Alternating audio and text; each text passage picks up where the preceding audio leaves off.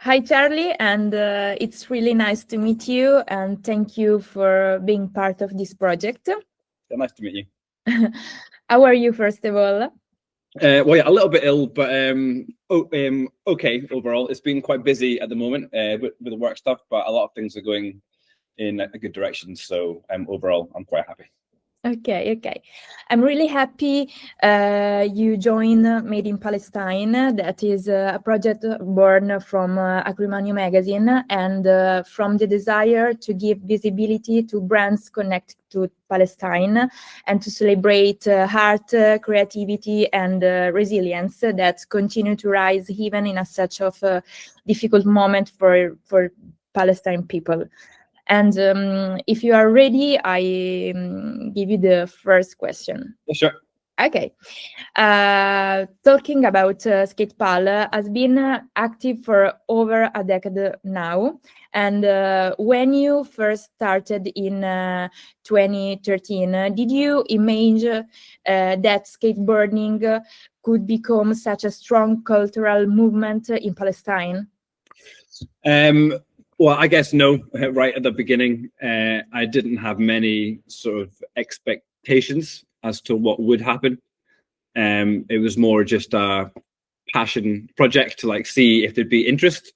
But yeah, over the years, we've had a lot of international volunteers, and it seemed for like a long time that, you know, a lot of the kids were waiting for the internationals to come and skate, because it takes a long time to have like a group of older skaters who can skate and know like how to manage things.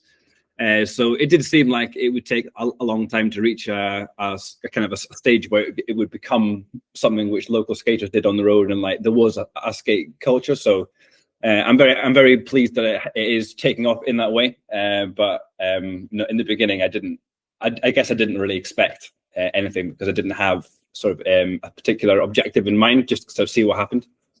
Okay. And many people see skateboarding as an act of freedom. And how does that idea resonate in your local communities where freedom often feels limited?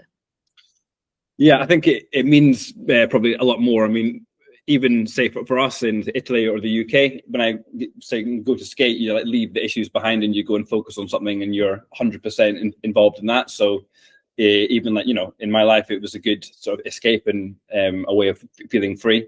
And so over there, even more so, it's especially when you have like skate parks that are built on like Area C land, which is sort of, you know, like no one really has, they don't have full control over the land. So to sort of like reclaim a bit and like use that to go and skate, it has an extra like added meaning.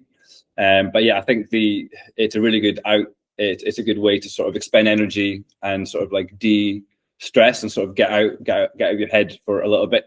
And I think that means like a lot more in an area like that, or anywhere in the world where they face a lot of like direct issues in their life. Okay. And through SkatePal, you've built not only skate parks, but also communities. What's the most meaningful transformation you witnessed in young skaters since the beginning? I think there's two main ones, and those are the two local skaters, Rajab in the Gaza Strip with the Gaza Skate Team, and then Mahmoud Kalani with skateboarding.ps. So there's two local skaters who've, like, you know, they've developed their own organizations. And I think especially with Kalani, because I've not met Rajab, I've known him for like a long time. He's been doing his own thing for ages. So that's not really like, you know, a direct influence of us. I am specifically, but with Mahmoud, he learned to skate, you know, with someone who used to come to the park, used to come to our skate park, and now he's doing a lot on his own, and we're basically supporting him as an organization, not as someone who came to our park. So to see that is probably the most like exciting development, that now there's, you know, someone else who's taking on the role of like managing the scene on the ground, and we're more sort of like raising money. Obviously we do skate park builds as well, but kind of handing over control to sort of like running the scene and classes to a local game guy and organization. Okay, and you work closely with skateboarding.ps and Gaza Skate Team. What do these collaborations teach you about unity, resilience, and creativity within Palestine's youth? Within the youth of Palestine, I guess you can see the like excitement is there. and it's kind of inspiring to see how many of the young people are motivated to do, especially programs with kids, because obviously them skating on its own is part of our goal. But it's exciting to see them wanting to use skateboarding to help other kids, which was our mission at the beginning as well. So to see that taking over, it means that we can collaborate because we're doing like similar things. We have like similar experience, and I guess that makes it quite strong because they have that aspect and they're trying to like develop things in like a new direction. So. Okay. The word movement fits skateboarding perfectly, both literally and socially. How do you see this movement evolving in the next few years? So I think what we hope to do is for SkatePal, as the UK side of things based in London, we're like developing our shop and that revenue stream so we can raise more and put more money into the local skate projects. And we're going to be like working with them, especially Mahmoud, who's like been managing things to sort of see how he can develop maybe his own brand, his own team, have like a bigger workshop, have more workshops in the year. And then how he's going to be like managing things when we build our next skate park in Ramallah. So things are looking good. We're taking a step back from doing things on the ground, which is what we wanted to do, and like leaning into like our strength, which is being connected and having an audience that we can sell like merchandise to make money. And then ideally, when the local groups produce their own merchandise, we can then like manufacture and distribute that to raise money for them. So to have like a bit of a network of support for other people that want to develop any sort of projects in skateboarding. Okay. And SkatePal supports local leadership by paying Palestinian skateboarders and offering mentorship. Why is it so important that the future of the scene is built by Palestinians themselves? Well, because one, they live there, so it's their place. They know everyone. They can do things. I mean, like nothing's gonna survive if you depend on people coming in and out. Because if something happens and they can't come in, then who's going to manage it? So it needs to be run by the locals who can then respond more apt and directly and with more understanding as to the needs of the other kids who are there. And also just to give a sense of ownership. Unless you have a sense of ownership over the scene and of your entity, your group, your organization, your brand, your whatever it is that you have, till you have that identity, then you don't have the same motivation, sort of like desire to like make it grow like in your own vision, which is what we want to do. So I think we're at that stage now where there's enough of the local skaters who have the I understand that it's kind of up to them to see how things go, and we're here to help. But yeah, it's in their hands, and they're sort of like rising to the occasion at the moment. Okay. You've been active even through incredibly difficult times, especially in Gaza. What keeps you and the skaters going when everything else seems to stop? Yeah, I guess like we all believe in the work that we do. Like I can't think of another job that I'd want to be doing. We have a really good team, a really good community. People that we work with are all friends.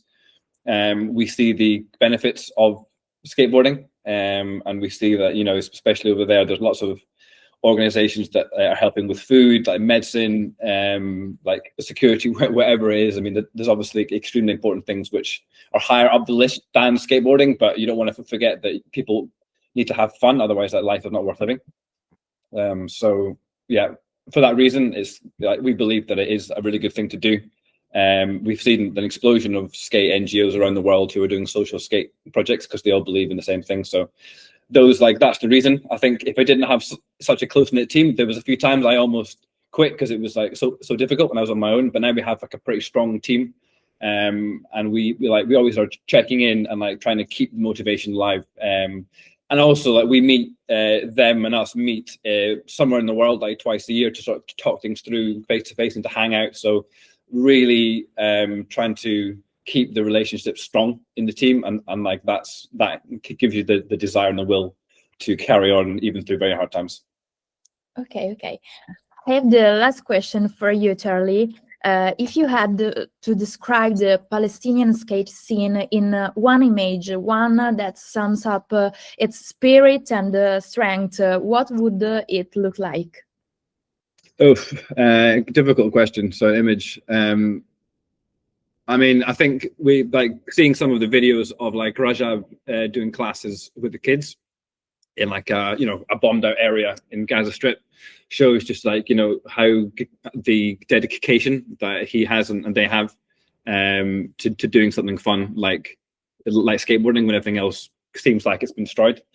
So I think like some of those images like that is kind of that exactly shows the sort of feeling of resilience and determination in the scene, that whatever happens, they will still try to continue to skate and to include kids in that as much as they can. Okay. If you want to add something that I didn't ask you, feel free. Our space is totally for you.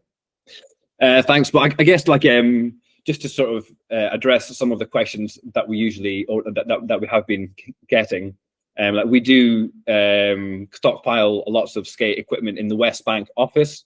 We know that the Gaza Skate Team, they don't have like many skateboards left, and we are waiting to get boards in there. We can't get them in at the moment, but as soon as we can, we will.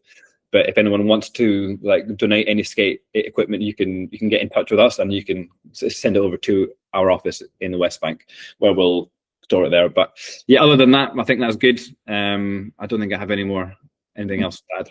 Okay, so Charlie, thank you for take part of our project, and I'll send you the link when our interview will be online. Okay, that sounds good. Okay, thank you, and have a good day. You too. Okay, bye-bye.